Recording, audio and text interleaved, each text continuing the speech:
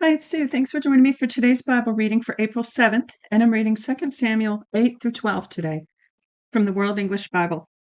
Verse 1. After this, David struck the Philistines and subdued them, and David took the bridle of the mother city out of the hand of the Philistines. He struck Moab and measured them with a line, making them to lie down on the ground, and he measured 2 lines to put to death and 1 full line to keep alive. The Moabites became servants to David and brought tribute. David struck also Hadadezer, the son of Rehob, the king of Zobah, as he went to recover his dominion at the river. David took from him 1,700 horsemen and 20,000 footmen. David hamstrung all the chariot horses, but reserved of them for 100 chariots.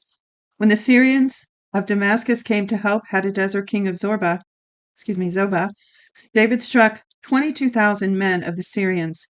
Then David put garrisons in Syria of Damascus, and the Syrians became servants to David and brought tribute. Yahweh gave victory to David wherever he went. David took the shields of gold that were on the servants of Hadadezer and brought them to Jerusalem. From Betah and from Berothai, cities of Hadadezer, King David took a great quantity of brass. When Toi, king of Hamath, heard that David had struck all the army of Hadadezer, then Toi sent Joram his son to King David to greet him and to bless him, because he had fought against Hadadezer and struck him. For Hadadezer had wars with Toi. Joram brought with him vessels of silver, vessels of gold, and vessels of brass. King David also dedicated these to Yahweh with the silver and gold that he dedicated of all the nations which he subdued, of Syria, of Moab, of the children of Ammon, of the Philistines, of Amalek, and of the plunder of Hadadezer, son Rehob, king of Zobah. Now, did you notice, and this isn't the only incidence for this type of thing, it says that Joram brought vessels of silver, gold, and brass. Well, those were extremely valuable. I mean, that's why he's bringing it as a gift for the king, right? So do you think he just threw them in a backpack over his shoulder and walked over there or rode over there?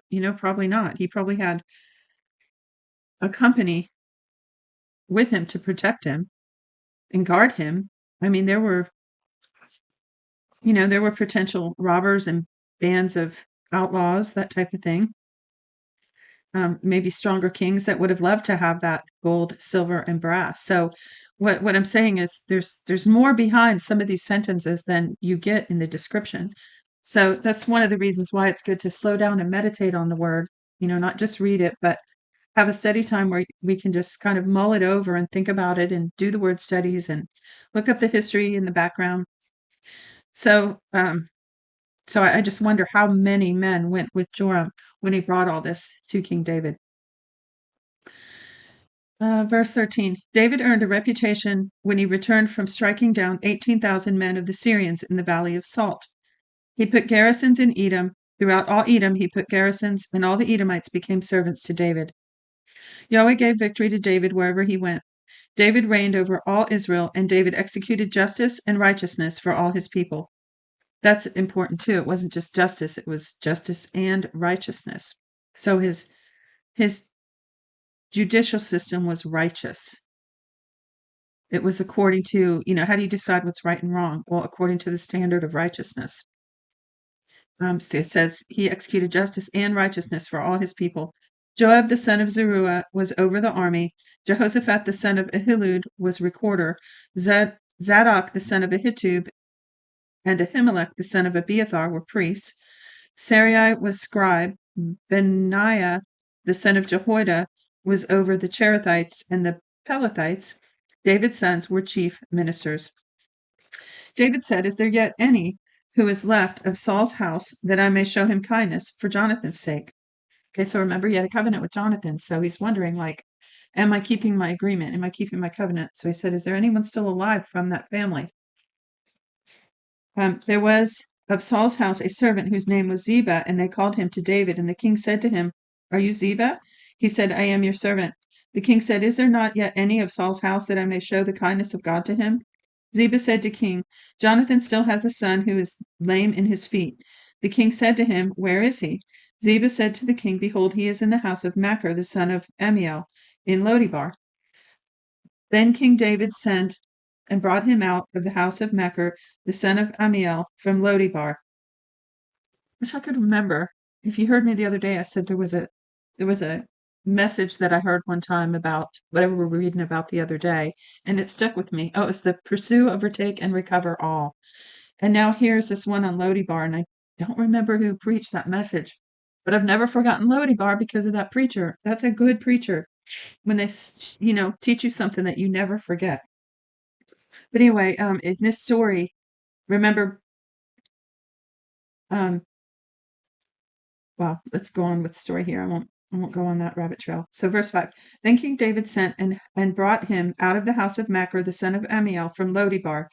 Mephibosheth, the son of Jonathan, the son of Saul, came to David and fell on his face and showed respect. Now remember, Mephibosheth survived when his nanny, I believe it was, hid him when there was an attack on the household and all of them were killed, but he escaped. So he was the only son that escaped. And when she was running to hide him, she fell and he was hurt, and that's how he became lame. So, so David found him years later, and it says, David said, Mephibosheth. He answered, Behold your servant. David said to him, Don't be afraid of him, for I will surely show you kindness for Jonathan your father's sake, and will restore to you the land of Saul your father. You will eat bread at my table continually. He bowed down and said, What is your servant that you should look at such a dead dog as I am?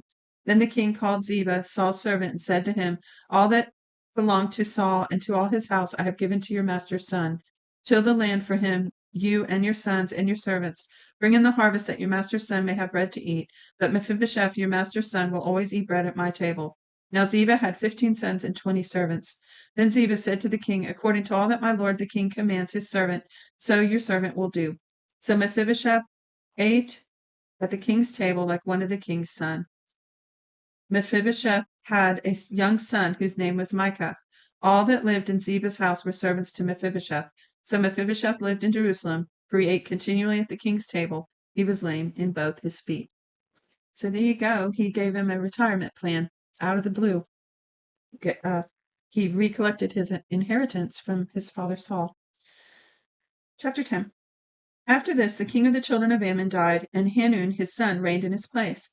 David said, I will show kindness to Hanun the son of Nahash, as his father showed kindness to me. So David sent by his servants to comfort him concerning his father. David's servants came to the land of the children of Ammon, but the princes of the children of Ammon said to Hanun their lord, Do you think that David honors your father in that he has sent comforters to you? Hasn't David sent his servants to you in search of the city to spy it out and overthrow it? Don't you get bugged by suspicious people who don't trust anyone? Have you ever had your motives questioned and be falsely accused when you're just trying to be nice and people think you have these ulterior motives? Has that ever happened to you? It's happened to me multiple times throughout the years. So that's what they're doing. They're casting suspicion on David's motives. Listening to a demon in their ear is what they're doing. So he said, So Hanun took David's servants, shaved off half of their beards, cut their garments in the middle, even to the buttocks, and sent them away. When they told David this, he sent to meet them, for the men were greatly ashamed. The king said, Wait at Jericho until your beards have grown, and then return.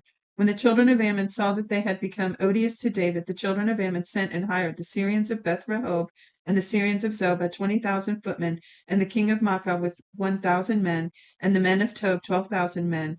When David heard it, he sent Joab and all the army of the mighty men. The children of Ammon came out and put the battle in array at the entrance of the gate.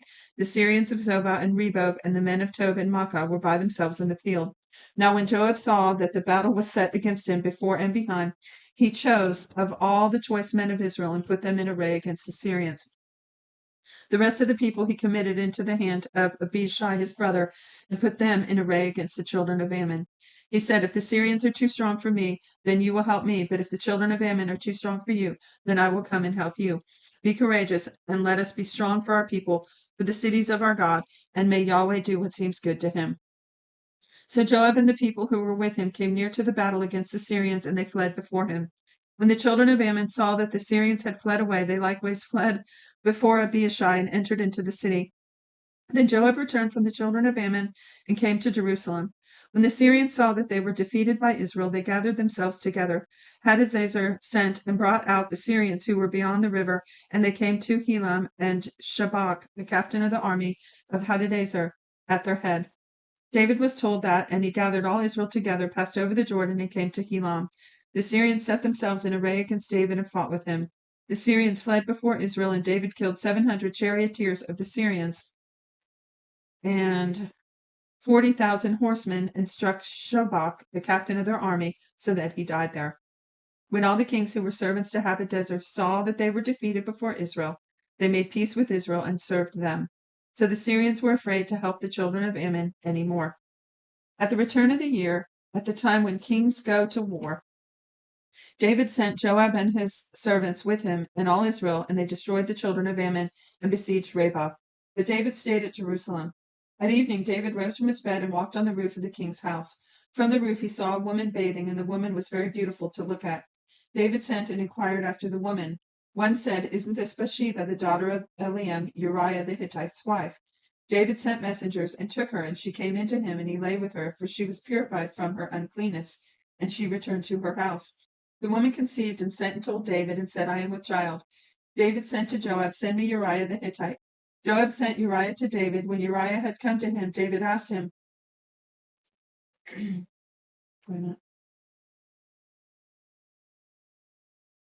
David asked him how Joab did, and how people fared, and how the war prospered. David said to Uriah, "Go down to your house and wash your feet."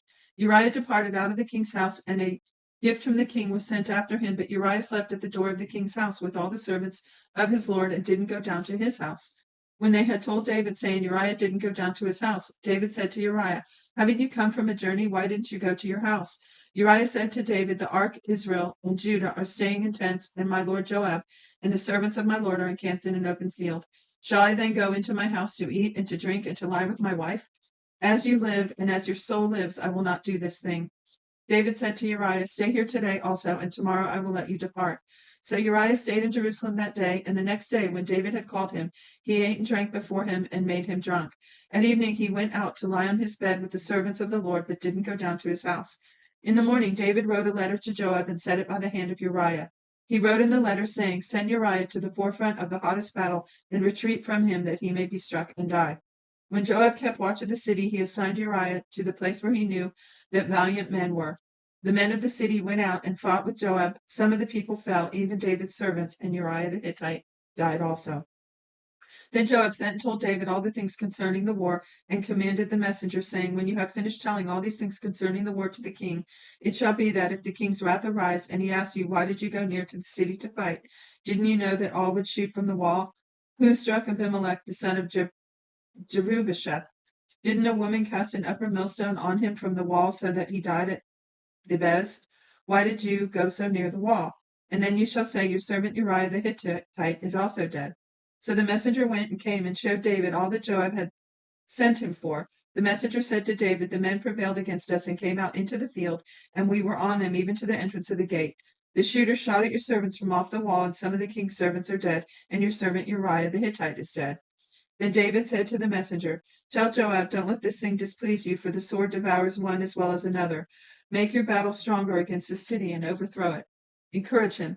When Uriah's wife heard that Uriah her husband was dead, she mourned for her husband. When the morning was past, David sent and took her home to his house, and she became his wife and bore him a son. But the thing that David had done displeased Yahweh. Yahweh sent Nathan to David, the prophet, that is. He came to him and said to him, "There were two men in the city, one rich and one poor. The rich man had many flocks and herds, but the poor man had nothing except one little ewe lamb, which he bought and raised. It grew together with him and with his children. It ate of his own food and drank his own cup and lay in his own bosom. It was like a daughter to him.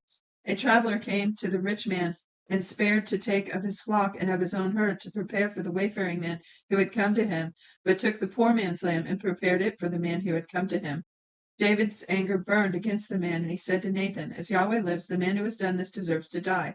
He must restore the lamb fourfold, because he has done this thing and because he has no pity." Nathan said to David, "You are the man. This is what Yahweh, the God of Israel, says. I anointed you king over Israel and delivered you out of the hand of Saul. I gave you your master's house and your master's wives into your bosom, and you gave the house of Israel and of Judah. And if that would have been too little, I would have added to you many more such things. Why have you despised Yahweh's word to do that which is evil in his sight? You have struck Uriah the Hittite with the sword, and have taken his wife to be your wife, and have slain him with the sword of the children of Ammon. Now therefore the sword will never depart from your house, because you have despised me, and have taken Uriah the Hittite's wife to be your wife. This is what Yahweh says. Behold, I will raise up evil against you, and out of your own house I will take your wives before your eyes and give them to your neighbor, and he will lie with your wives in the sight of the sun. For you did this secretly, but I will do this openly before all Israel and before the sun. David said to Nathan, and I have sinned against Yahweh. Nathan said to David, Yahweh also has put away your sin. You will not die. However, because of this deed, you have given great occasion to Yahweh's enemies to blaspheme. The child who is born to you will surely die. Nathan departed to his house. Yahweh struck the child that Uriah's wife bore to David, and it was very sick. David therefore begged God for the child, and David fasted and went in and lay all night on the ground. The elders of his house arose beside him to raise him up from the earth, and he would not, and he didn't eat bread with them. On the seventh day the child died. David's servants were afraid to tell him that the child was dead, for they said, Behold, while the child was yet alive, we spoke to him, and he didn't listen to our voice. How will he then harm himself if we tell him that the child is dead? But when David saw that his servants were whispering together, David perceived that the child was dead. And David said to his servants, Is the child dead? And they said, He is dead. Then David arose from the earth, washed and anointed himself, and changed his clothing, and came to Yahweh's house and worshipped. Then he came to his own house, and when he requested, they set before him bread, and he ate. Then his servants said to him, What is this that you have done? You fasted and wept for the child while he was alive, but when the child was dead, you rose up and ate bread. He said, While the child was yet alive, I fasted and wept, for I said, Who knows whether Yahweh will not be gracious to me, that the child may live? But now he is dead. Why should I fast? Can I bring him back again? I will go to him, but he will never return to me. David comforted Bathsheba his wife, and went into her and lay with her, and she bore a son, and called his name Solomon.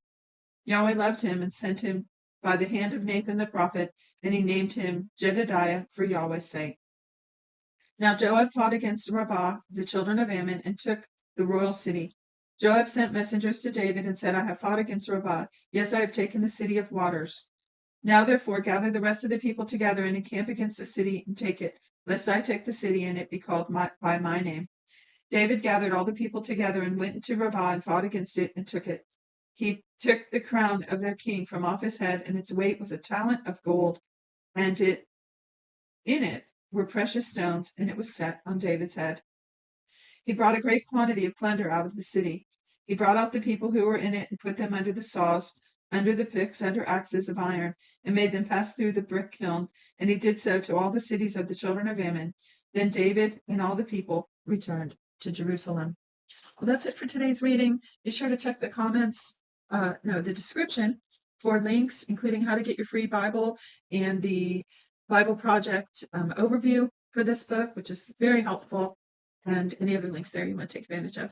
God bless you. Till tomorrow.